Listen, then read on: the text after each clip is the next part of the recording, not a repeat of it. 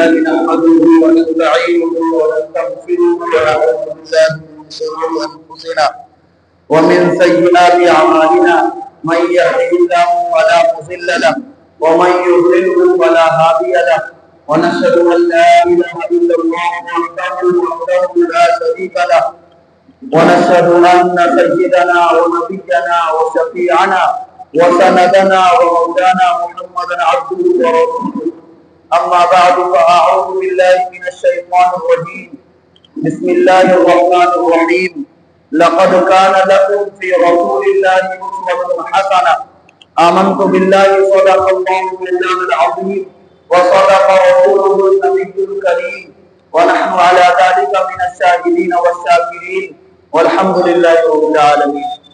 برادران عزیز اور بزرگان محترم،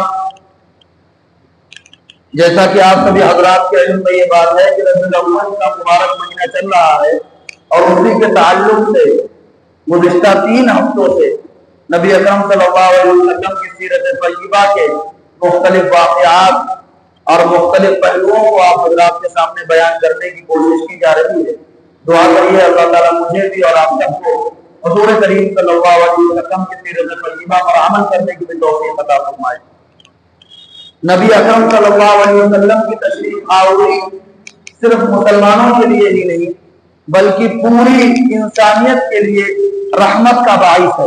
آپ علیہ السلام اس دنیا کے اندر تشریف لائے.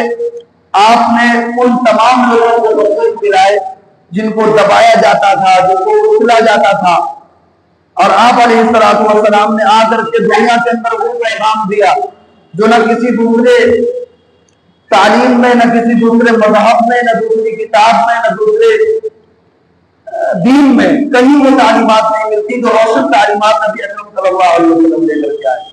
آپ علیہ السلام نے فرمایا کہ کوئی عربی ہے، اگر کوئی عرب میں پیدا ہوا ہے تو اس کو کسی عجمی پر کوئی فضیلت نہیں ہے. کسی عربی کو کسی عجمی پر کوئی فضیلت نہیں ہے. کسی گورے کو کسی کالے پر کوئی فضیلت نہیں ہے. کسی مالدار کو کسی غریب پر کوئی فضیلت نہیں ہے. اگر کوئی بڑے خاندان میں پیدا ہوا تو اس کو، اگر کوئی دوسرا اللہ کا بندہ کسی ایسے خاندان میں پیدا ہوا جس کو دنیا والے سمجھتے ہیں کہ یہ اونچا خاندان نہیں، تو ایسا نہیں کہ اگر کوئی انسان اونچے خاندان میں پیدا ہوا تو اس کو فضیلت ہے کسی اونچے انسان پر جو اونچے خاندان میں پیدا نہیں ہوا. بلکہ آپ علیہ السلام نے فرمایا کہ اللہ کے یہاں جو انسان کی حوصلہ افزائی کی جائے گی یا اس کی عزت افزائی کی جائے گی وہ اس کے اعمال کی بنیاد پر کی جائے. کون کتنا بڑا صاحب اقتدار ہے، کون کتنا بڑا صاحب حیثیت ہے، کس کا رنگ کتنا گورا ہے، کون کتنا خوبصورت اور اسمارٹ ہے، کس کے پاس مال و دولت زیادہ ہے، کون بڑے خاندان میں پیدا ہوا جس کے آباء و اجداد سلطان تھے، اس سے آخرت میں کسی کو کچھ ملنے والا نہیں ہے. آخرت میں ایونچولی جو کام آئے گی ہر انسان کے اپنے اعمال. یہ نبی اکرم صلی اللہ علیہ وسلم نے تعلیمات دی. اسی لیے اسلام کے اندر ایک ہی صف میں بادشاہ اور غلام نماز پڑھتے ہیں. اگر بادشاہ کے برابر میں غلام بیٹھ جائے تو بادشاہ کو یہ پاور حاصل نہیں کہ وہ غلام کو ہٹائے کہ تم اس صف میں کیوں بیٹھ گئے. یہ سب تو بادشاہوں کی ہے. بلکہ ہمارے یہاں نظام یہ ہے کہ جو پہلے آیا وہ جہاں جگہ پائے گا وہ بیٹھے گا. اگر بادشاہ بھی ہے وہ بعد میں آئے گا تو ان سے بعد میں جگہ ملے گی. کیونکہ اللہ رب العزت والجلال کی نگاہ میں عبادت کرنے کے لیے جب آئے سارے بندے برابر ہیں. اور اللہ کے یہاں تقویٰ کے اعتبار سے فضیلت ملتی ہے. اللہ کی نگاہ میں بلند مرتبہ وہ بندے ہوتے ہیں جو تقویٰ میں بڑھے ہوئے ہوتے ہیں، جو تقویٰ میں بڑھے ہوئے ہوتے ہیں.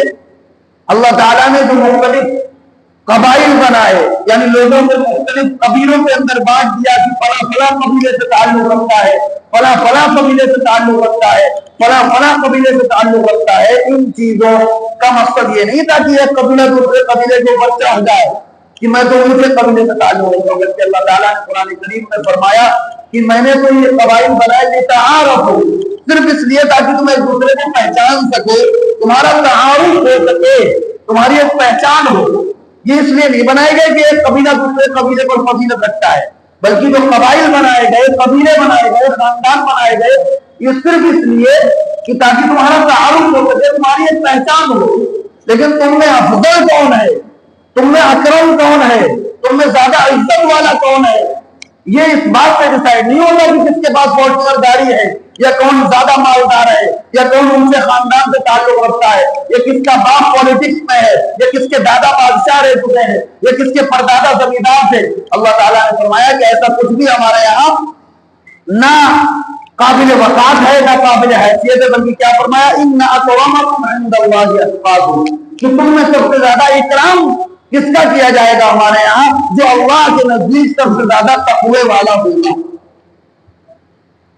اور یہی تعلیمات حضور نبی کریم صلی اللہ علیہ وسلم نے بھی دی. آپ علیہ السلام نے فرمایا کہ کسی عربی کو کسی عجمی پر فضیلت نہیں، کسی گورے کو کسی کالے پر فضیلت نہیں، کسی مالدار کو کسی غریب پر کوئی فضیلت نہیں. ہاں اگر کوئی فضیلت ہے تو وہ تمہارے اعمال کی بنیاد پر ہے.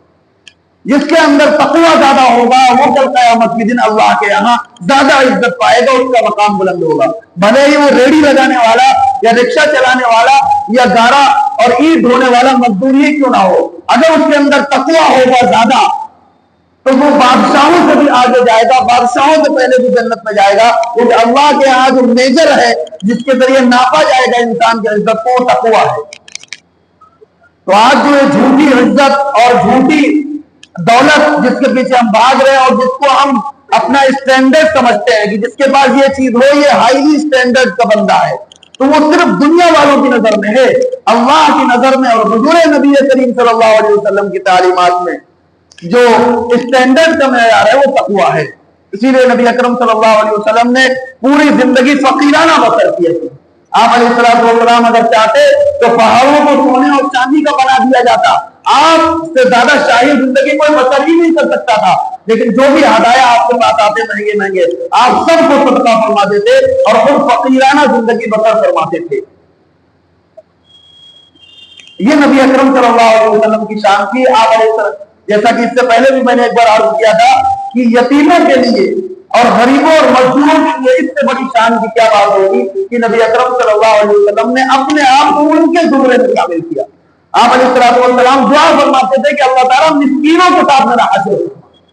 کیا اللہ تعالیٰ مسکینوں کے ساتھ میرا حشر فرمانا چاہتا ہے قیامت کے لیے. یہ کون دعا کرتا تھا؟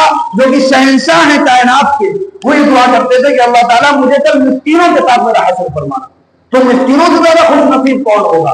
غریبوں اور فقیروں سے زیادہ خوش نصیب کون ہوگا؟ کیونکہ نبی اکرم صلی اللہ علیہ وسلم کل قیامت کے دن مالداروں کے ساتھ نہیں، بادشاہوں کے ساتھ نہیں، شاہکاروں کے ساتھ نہیں، بلکہ مسکینوں کے ساتھ کھڑے ہوئے. تو اسی لیے فکر جو ہماری ہونی چاہیے وہ یہ ہونی چاہیے کہ تقوی کیسے ہمارے اندر آئے. اور تقوی کیا ہے یہ دو لفظوں میں پہلے بھی بیان کیا جا چکا ہے. تقوی یہ ہے کہ انسان ہر وقت اس بات کا دھیان رکھے کہ اللہ مجھے دیکھ رہا ہے، میں جو بھی کام کر رہا ہوں یہ اللہ کے حکم کے خلاف تو نہیں، کہیں یہ اللہ کو ناراض کرنے والا تو نہیں. بندے کے اندر یہ کھٹک پیدا ہو جائے کہ وہ جو بھی کام کرے تو اس کو یہ خیال آئے کہ یہ اللہ رب العزت والجلال کی رضا کے خلاف یہ کام تو نہیں. جب یہ فکر پیدا ہو جائے تو سمجھ لیجیے کہ تقوی کی راہ پر آپ چل پڑے. اس فکر کو پیدا کرنا ہے کہ ہر کام کو کرنے سے پہلے یہ سوچنا ہے کہ آیا یہ کام اللہ کے حکم کے مطابق اور رسول اللہ صلی اللہ علیہ وسلم کے طریقے کے مطابق ہے یا نہیں. یہ اگر فکر ہمارے دلوں میں پیدا ہو گئی تو سمجھ لیجیے کہ تقوی کا بیج ہمارے اندر پیدا ہو گیا. اب اس کو بس پروان چڑھانا ہے، عمل کرتے رہنا ہے اور انشاءاللہ اللہ کے فضل سے تقوی کی اونچائیوں تک پہنچ جائیں گے. جیسا کہ میں نے اس سے پہلے بھی عرض کیا کہ کوئی انسان ایسا نہیں جو متقی نہیں بن سکتا. لوگ یہ سمجھتے ہیں کہ نہیں صاحب متقی تو وہی تھے، وہی تو وہی تھے. ہر بندہ متقی بن سکتا ہے، ہر بندہ اللہ کا ولی اور دوست بن سکتا ہے. شرط یہ ہے کہ اس طریقے کو اپنایا جائے جو طریقہ تقوی تک لے کے جاتا ہے، اس طریقے کو اپنایا جائے جو طریقہ ولایت تک لے کے جاتا ہے، اس طریقے کو اپنایا جائے، اس راستے کو اپنایا جائے جو اللہ تک پہنچاتا ہے. یہی نبی اکرم صلی اللہ علیہ وسلم کی پوری زندگی کی تعلیمات کا نچوڑ ہے. نبی اکرم صلی اللہ علیہ وسلم آئے ہی اس فرق کو ختم کرنے کے لیے، عورتوں کو ان کے حقوق دلانے کے لیے، غریبوں کو ان کے حقوق دلانے کے لیے، مسکینوں کو ان کے حقوق دلانے کے لیے، یتیموں کو ان کے حقوق دلانے کے لیے نبی اکرم صلی اللہ علیہ وسلم تشریف لائے. اس لیے آپ علیہ السلام نے جو روشن تعلیمات دی اس کا ثانی نہیں ہے اس تاریخ میں اور وہ روشن تعلیمات جو بھی اپنی زندگی کے اندر داخل کرے گا اس کی زندگی سکون سے گزرے گی اور آخرت میں بھی وہ کامیاب اور کامران ہوگا انشاءاللہ۔ اللہ تعالیٰ مجھے بھی اور آپ سب کو حضور نبی کریم صلی اللہ علیہ وسلم کی روشن تعلیمات پر عمل کرنے کی توفیق عطا فرمائے۔ اللہ تعالیٰ تقوی کی راہ پر ہم سب کو بھی گامزن فرمائے۔ وآخر دعوانا